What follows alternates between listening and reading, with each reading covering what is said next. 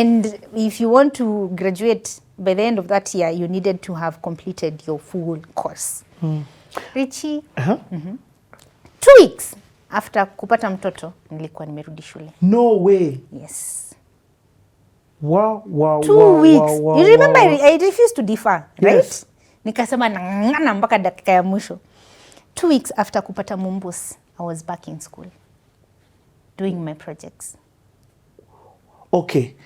First of all, I want to understand the skill set that thing gave you. So, are you now the one who's camera person? Are you editing? Yes. Are you project managing? What skills did school give you?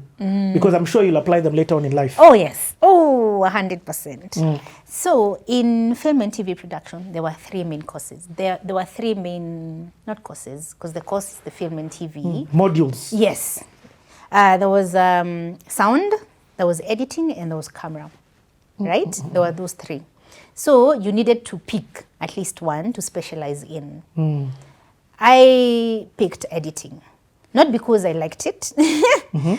It's because it was the only other course I felt was close to the things that I loved doing. Because I was not a very technical person. Technical in the aspect of ati nataka kushoot na camera. Aizona wamai hapa. Aizona wamai no. Ati nataka kushika boom ama mixer nifanye maneno ya sound. No. Then one thing that I was actually very good at, which is actually what I ended up doing for the group, was logistics. Like I've always been very good at logistics. You see, like taking care of... Do you know how creatives need that? Yeah. Logistics, let me give an example, is, for example, for this shoot, ensuring the guest, the venue is set, kuna chakula in case tukibreak, everything. Hey, that's a lot. Yeah. Creatives need a logistical person. Exactly. So I was very good at production, like production management. Oh. I was very good at handling the pre and post of any production. Yeah. But you said you picked editing though. Yes, because there was no production. Oh, there was none of this. this. You would only specialize in the 3, either sound, camera, or editing. I get. Yeah. So I picked editing, which I did. But overall, when we started doing our projects and whatnot, we needed a producer. So I took up the role of a producer. So I was very good at handling productions and whatnot. And because in any set you need a producer, I was excused from editing and sound and whatnot. So I'll go and sit when they were editing. So you created your own role, more or less? I created my own role, yes. So we were shooting a documentary, so we did that. And there was also another small project that we were doing. And we did that. Ricky, wiki mbili, ukienda una maziwa zinafika huku. But lazima kazi ifanyike. But now the school was gracious enough to allow me to come in late and leave early. Yeah. So you'd leave your daughter with? Miriam, my sister-in-law. Your sister. That's why she was God sent. Because you see, it's family. I'm not leaving my child with a stranger. Yeah. But when you're leaving, you went back to school how many weeks? 2 weeks after nimepata mtoi. Oh and my you remember, God, because Miriam was only with you for a month. Yes. So 2 weeks hivi umesharudi school. Nisharudi shule. And you see, I can't carry my child. Wow. Like sasa nitambeba na naenda kushinda nikizunguka nitazunguka na yeye aji. And you remember Abel is also working. He's back on set shooting Tahidi and all those other things. So he's also busy.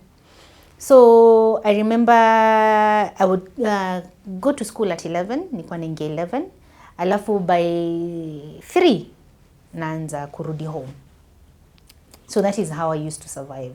And I would pump maziwa. Yes. Ndio mtoto wako na maziwa ya kukunywa mchana when I'm not around.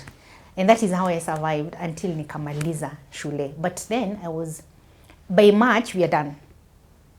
So I did that for like a month and maybe a week or 2 weeks, and then school was over and over. So your mind was like, lazima nimalize hii shule. Lazima nimalize shule. Because you see, Richie, in my head I was like, because I was okay doing school up until mtoi come. So in my head, I defer for a whole year because of like 1.5 months. In my mind, that was not going to happen. I was like, I'm going to do it and I'm going to do it all. But something I did not say. When mom came to the hospital, to see us. Alisema anataka achukue huyo mtoto. So she goes with the baby home until nimalize shule. Then naweza mchukua. I was like, no. Mom, ulishanilea. This is my problem. Okay, it's not a problem. Responsibility. This is my responsibility. I need to be able to take care of it. Like, siezi anza kukupatia mtoi uende naye. And she was, alikuwa ameweka mguu chini akisema, huyu mtoto anaenda na yeye. When you finish school, that's when you ukuje uchukue mtoto. So that's when now Miriam offered. So vile alisikia ni Miriam na ni family member. Because you see, if I want to go back to school 2 weeks after the baby is born, you can't leave that baby with a stranger. Anyone. You can't. You can't. You can't. It has to be somebody who's... Even for more, you have to still be picky on who it will be. Yes. So when Miriam came through, that was such a relief. And my mom was, okay, ni sawa. But let me tell you, my mom would come. Like every 2-3 days. Alikuwa anapanda matatu anakuja. Anashinda na mtoto, anarudi. 2-3 days, namuona tena amekuja. Anashinda na mtoto, alafu anarudi Kibirigwi. That is how we survived. But now after Miriam left, because now after I was done with school, by March nilikuwa nishamaliza. And guess what? Immediately after nimemaliza tu hivi, I think a week after school was over, I actually got a call from KBC with a job offer. Yeah. Yes, for a show they were producing. Then, and it was meant to be a transcriber.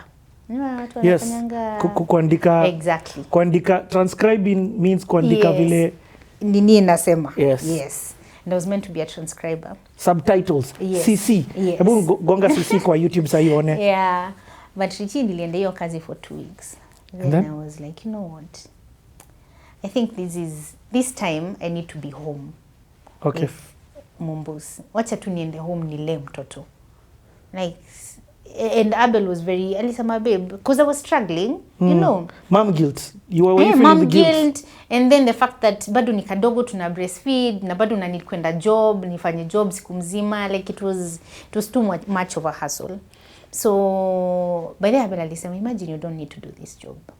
If you feel you don't need to, nini, but you see the pressure yenye niko nayo. One, I actually thought I was very lucky to get a job immediately after school, hata sija graduate, sijapewa certificate.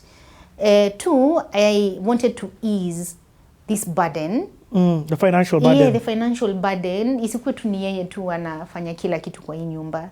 So I felt I needed to get some work and at least do something to also earn a bit of money to help with whatever is needed in the family kwa nyumba. But Abel was like, no.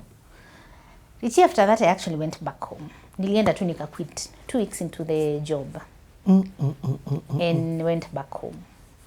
And from April until November of that year, nilikaa home nikalea Mumbus. Okay. Yes. Coffee. But let me say this. You know, I'm thinking about the guilt that comes with a first-time parent. You know, maybe second, maybe gonna 2 girls. For my first-born daughter, my wife did the same thing. She took time off. Yeah. The second one, like, by the imagine Isa. But I can imagine the guilt that comes with leaving. You get? Yeah. Like, if you were to talk to a woman in that situation, like, what would you say? Living... having no choice, lazima wawache. You see, you at least... Oh, yes, there was a nini. Yes, thank God for Abel in that situation. Yeah. But I can understand why even you wanted to support him. But what would you say for somebody who has the guilt, the mom guilt? Yeah, I honestly believe it's part of motherhood.